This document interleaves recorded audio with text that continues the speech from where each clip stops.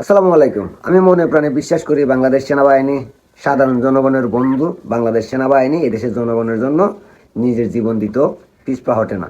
কিন্তু একজন সেনাবাহিনীর মেজরের বক্তব্য শোনার পর আমার মনে কিছু প্রশ্ন জাগছে। তাই আমি বাংলাদেশ সেনাবাহিনীর প্রত্যেকটা সদস্যের কাছে এই প্রশ্নগুলো করতে চাই।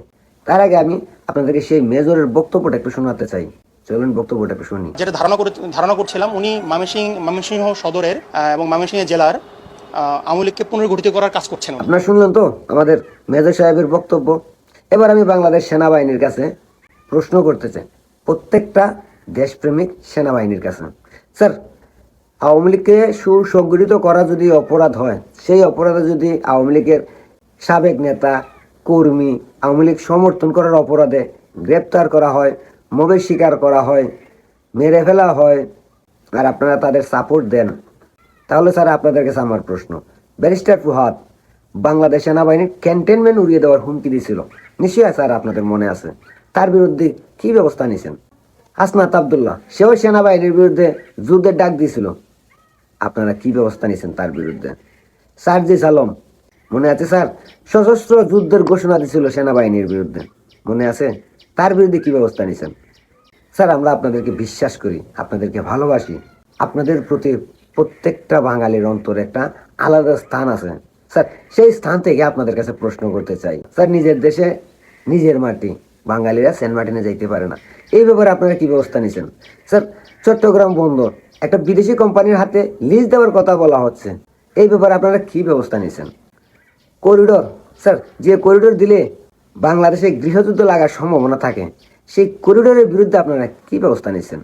স্যার, মায়ানমারের আরাকান আর্মি বাংলাদেশের ভিতরে এসে রংহলি খেলে গেছে, ওই সময় আপনারা কি ব্যবস্থা নিচ্ছেন?